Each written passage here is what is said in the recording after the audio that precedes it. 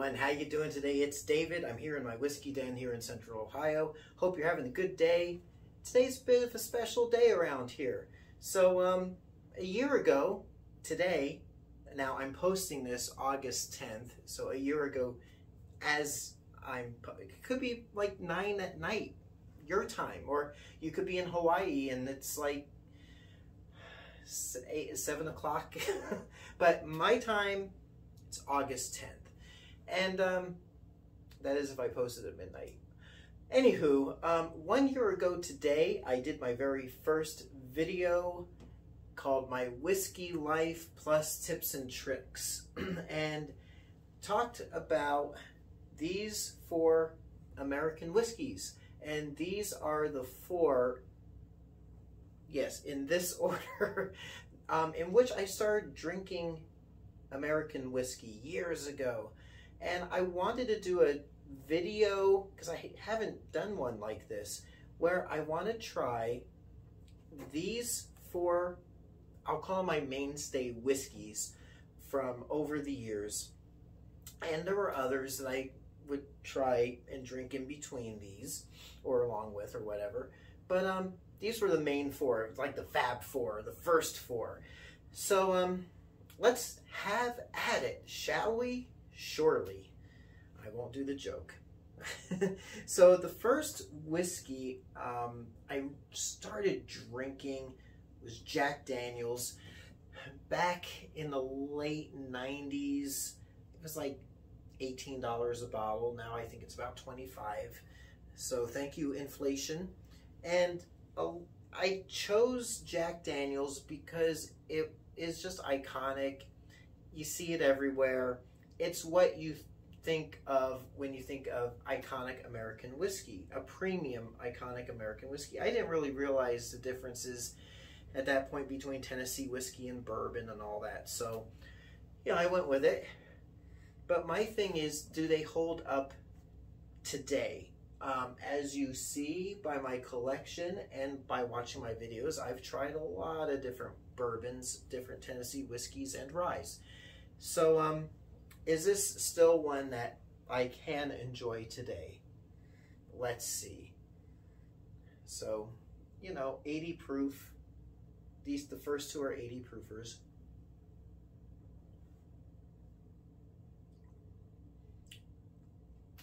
You know, it's decent, spicy. It's got a smoothness to it, but you know, it's like, is it going to be my go-to? No. When I want a Tennessee whiskey, I'll go with George Dickel, tan label right there, ladies and gentlemen. But is it a good whiskey, Tennessee whiskey? It is decent. But again, I would prefer for $5 or $6 less, I'd go with a George Dickel. But it's still, I mean, it's okay. It's good. It's not as bad as I thought it was. So, have at it, laddies. So, now, as I said in that video, you know, 18 bucks a bottle for the Jack Daniel's. It's like, man, I can save a few bucks, right? So, yeah, I discovered Jim Beam. I mean, they're both named after these old guys, right? The labels look similar to me with the font and the old-timey look, and their square bottles. But then I realize a lot of whiskeys come in square bottles. So, you know, I figured at $10 a bottle, by the time the early noughts rolled around, I'd, you know, try that, and I thought it tasted pretty much like Jack Daniel's. So I started, this was my go-to for a while. Does it hold up today? Let's see.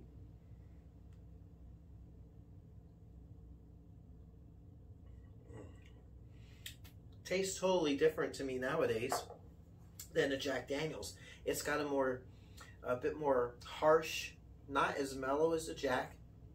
It's got a smokier flavor. But you know, to the untrained palate, they taste similar. Well, my untrained palate from years ago, decades ago. But you know what? Jim Beam is not as bad as I have it in my brain. There is a nice smoky quality to it. Tastes nice. It's not super harsh. It is harsh, but not like Old Crow harsh. It has a little bit, you know, of a slightly premium pedigree to it. But you know, if I'm going to pick up a bottle of Jim Beam, I'll go with this here Double Oak right there. That is really good stuff. And that reminds me of the old Jim Beam that I have from the 60s and the 70s and early 80s. But, you know, still not a go-to bourbon. Wouldn't be breaking this out to serve to friends coming over. However, the next two are my big step up, you know, into the big boy realm. Well, if these are my infant choices, these are more like my toddler kindergarten choices. So, next one up, I graduated when I married my wife. You know, made some friends, people she's known for years. My friends Mark and Gordon and their spouses, the two Debbies, and got introduced to Maker's Mark. Maker's Mark is a 90 proof wheated bourbon. It's the only wheated bourbon of the four here, and I really liked it at the time because it was affordable and it was more upscale, a little bit, I mean, obviously better than these. Never had really seen it before, and you know, look at that red wax. It's just so cool. And let's see. Yeah. 25 bucks or so. You know, and again, it is an entry level in the Maker's Mark pantheon, but it's still good. It's a nice, easy drinking bourbon.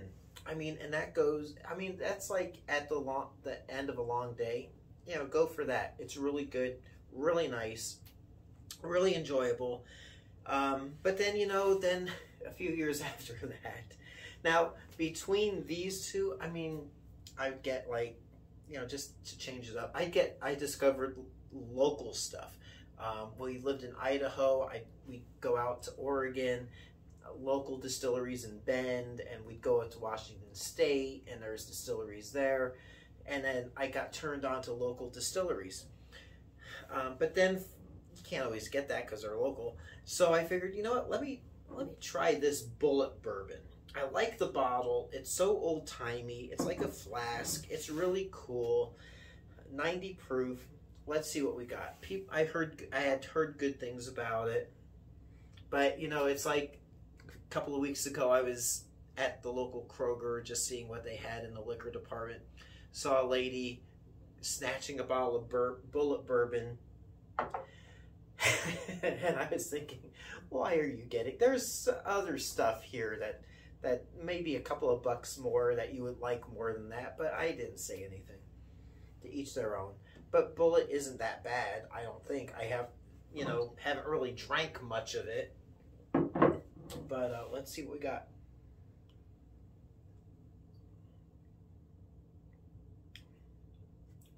Yeah, I mean, it's really good. Again, you know, to me, Bullet and Makers are, I don't want to say they're the same, but to me, they're on the same level. I mean, high rye and wheated bourbon. So if my thought is, if you're going to have something at this level, this dollar level or whatnot, these two are probably good go-to choices. As you can see, I enjoy my Maker's Mark. The Bullet is good. The high rye makes it really good for mixed drinks, or, you know, again, you're out grilling something and you want something just to ease into your first pour of the day, then you'd go for the Bullet bourbon. And then maybe with your dinner, have something a little bit more Weller-ish, or maybe like Elijah Craig or something like that. You know, kind of start with this and then amp up a couple of notches for your formal stuff. But then again, you know, if you got company coming over, unlike these two, these two are really good to have around, especially this, again, for doing mixed drinks. It really holds its own. So there you go. I hope this helps you out a little bit. It's nice to take this little walk down memory lane. And, you know, I've never compared these side by side before. So it's nice to be able to do this video. So thanks for helping me out with this first year. I'm proud to say it's the least watched, at least it seems to be, the least watched bourbon review channel here on YouTube. However, looks like a lot of the channels, their viewership is down because times are kind of weird right now. And I don't blame you for not checking out bourbon reviews because stuff is so expensive. And we'll get through it, right? Right. So there you go. Until next time, it's me, David, here in my whiskey den. I hope your next pour is your next pour, and we'll catch you soon. Thanks so much for watching. Hey everyone, if you like what you see, please like and subscribe so you can be notified of future videos as they drop. Thanks for watching.